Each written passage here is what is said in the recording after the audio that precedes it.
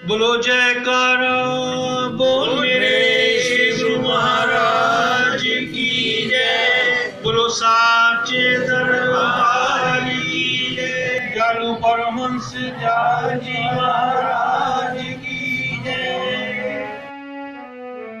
एक रोज इरशाद हुआ कि नार मरी और सम्मत नासी, मूण मुड़ाए भरे सन्यासी। आजकल सन्यास का यही हाल है कि 10-20 इधर उधर के श्लोक और वाणी और उनके टेढ़े सीधे अर्थ याद कर लिए और बस सिद्ध, सन्यासी, महात्मा, परमहंस सभी कुछ हो गए। न अष्टांग योग के अंगों से मतलब, न ज्ञान योग के साधनों से काम। सबसे पहले अहम ब्रह्म का उपदेश लेकर निकल खड़े हुए। जो कोई जिज्ञासा के निमित्त उनके पास जाए तो अजब अजब ढोंग देखने में आते हैं।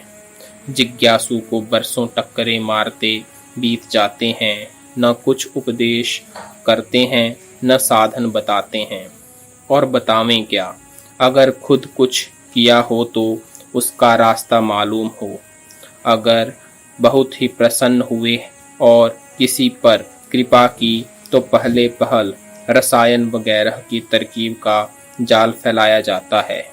जो कोई उस दाम यानी जाल में आ गया तो घरवाली के सिर पर तार भी न दिखलाई पड़ा। घर बैठे साधुओं से बढ़कर लंगोटी बंद हो गए।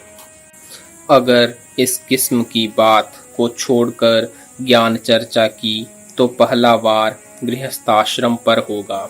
अरे बच्चा, तू क्या भजन करेगा? हमको देख कि सब घर बार लुगाई लड़के जात पात छोड़े फिरते हैं, तब भी पल भर भजन बनना यानी हो पाना मुश्किल है। तूने भजन को ऐसा नानी जी का घर समझ लिया है कि लुगाई की गोद में बैठकर भजन करने की ठानी है।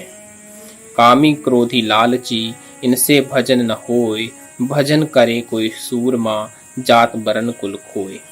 अगर भजन करना है तो इस तरफ से दिल हटाकर एक तरफ के हो जाओ। एक दिल में उल्फतें दो दो समा सकती नहीं। नार पराई आपनी भोगे नर के जाए, आग आग सब एक सी हाथ दिए जर जाए। स्त्री और पुरुष का तो घी और आग का सा वैर है। जो इस मार्ग का मजा चखना है तो स्त्री की तिलांजलि दे, वरना सत्संग का नाम न दे। जो बेचारे जिज्ञासु की तबीयत में जरा भी वैराग्य हुआ तो फिर गृहस्थी की तो हरे नमः हो गई, और नहीं तो सिर मारकर और मायूस होकर घर आ बैठे।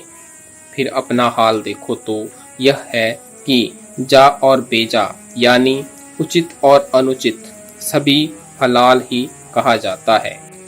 खाना है तो अमीरों से अच्छा, पोशाक है तो रईसों से उम्दा, सवारी अमारी यानी शान गरज सभी ठाट बाट मौजूद हैं। गद्दीदार महंतों ने तो गजब ही कर दिया है।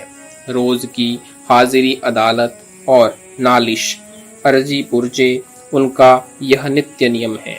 जात पात का बखेड़ा गृहस्थियों से बढ़कर साधकों में मौजूद है। यहाँ तक कि फकीर जात बिरादरी से भी खारिज यानी निकाले होते हैं। चौके में बिठाकर खास खास को रोटी खिलाई जाती है। जो बिरादरी से बाहर हुआ उसको चौके में रसोई नहीं मिल सकती। हुक्का चिलम भी बंद हो जाता है। जो बिरादरी से खारिज हुआ उसको एक साफी से तंबाकू तक नहीं देते।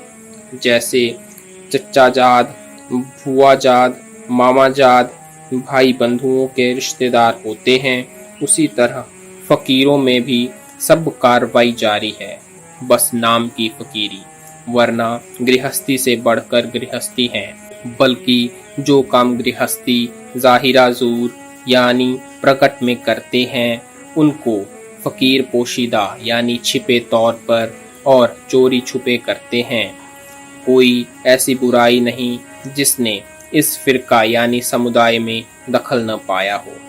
सच है, हाथी गिरे तो कौन उठावे, मगर आजकल ऐसी ऐसी कलें यानी मशीनें ईजाद हो गई हैं जिनसे गिरा हुआ हाथी भी उठाया जा सकता है। सरकार ने भी इस फिरका की तरफ जरा तवज्जो दी है। अगर यह कार्रवाई कुछ अरसा जारी रही तो कुछ न कुछ काया जरूर पलट जाएगी, मगर रूहानी तरक्की यानी आत्मिक विकास का घर फिर भी दूर है। बोल जयकारा बोल मेरे श्री गुरु महाराज की जय।